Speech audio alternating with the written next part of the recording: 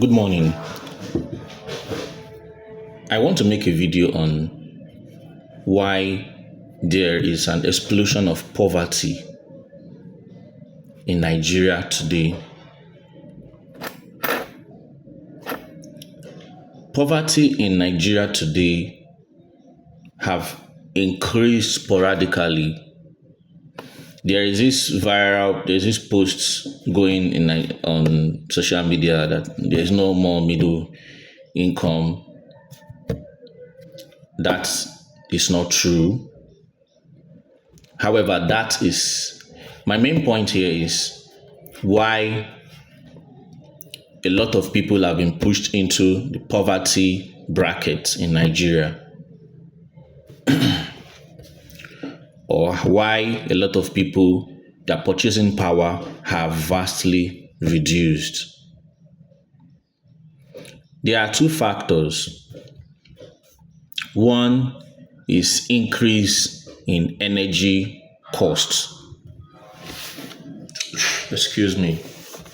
It's either you're an entrepreneur, you're a business person, or you are a worker earning a wage. Now, most workers are either working in service industries or manufacturing industries. Now, manufacturing industries, at heart of their operation operation cost is energy costs. And energy costs have increased at least 400%, by 400%, since the inception of this so-called administration.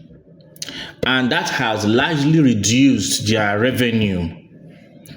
And because revenue have reduced, their ability to increase worker salary or even employ more workers so as to fill in more job spaces have also reduced vastly.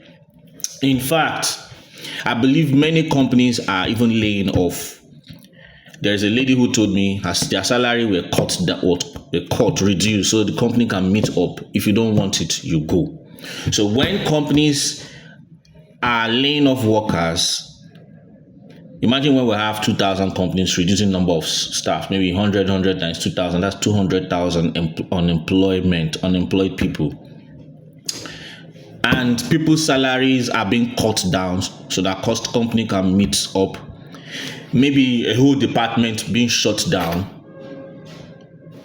People will be pushed into unemployment, and because they don't have money to pay their bills, cost of living, they enter into that bracket we're talking about.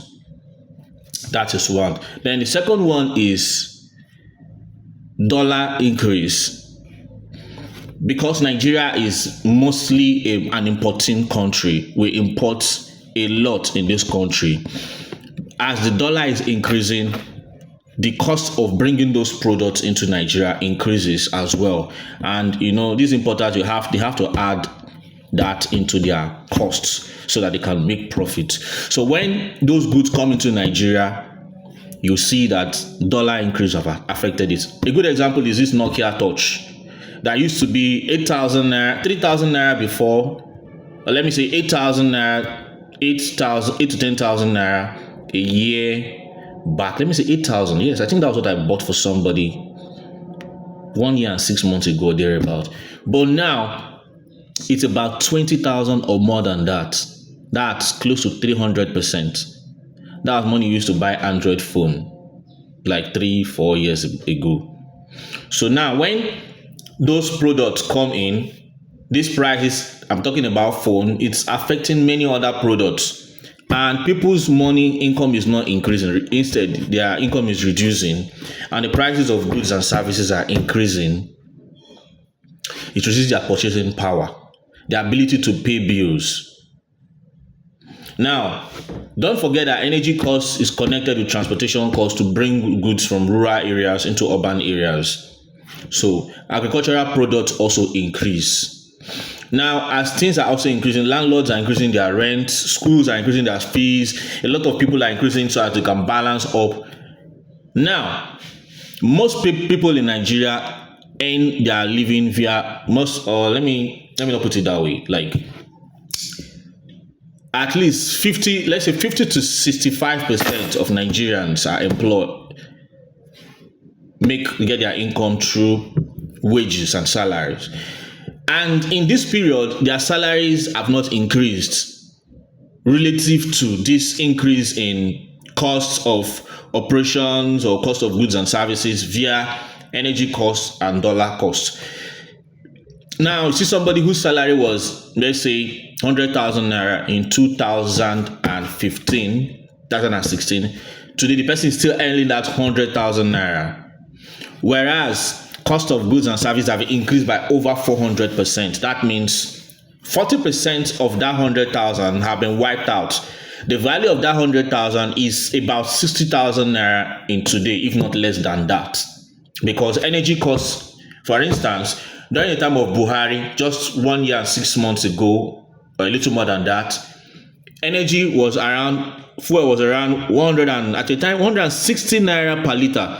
Today, it's 1,300, 1,000. That is almost 1,000% increase. So, if you even apply that percent in that person's salary, that means what that person is even having now is about 10,000 naira worth of his 100,000 naira in 2015 or 2016 is worth close to 10, 20,000 naira today. So, because of this, people are not able to live their normal life. Standard of living have reduced because cost of living have increased.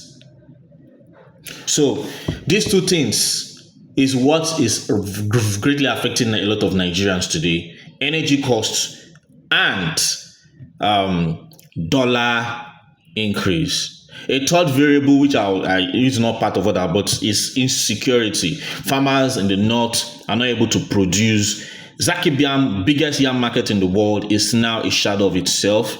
Farmers in the north cannot produce, so that probably would have also helped to cushion the effect because of large production but because of what is happening, it has also added. So that is like a third variable. So what governments need to do is what our advice is this: we have oil. God has blessed us with oil. We already have local refineries, the ones we call bull factories. What you do is call people. These bull factory people, you call them groups, so they form like cooperatives.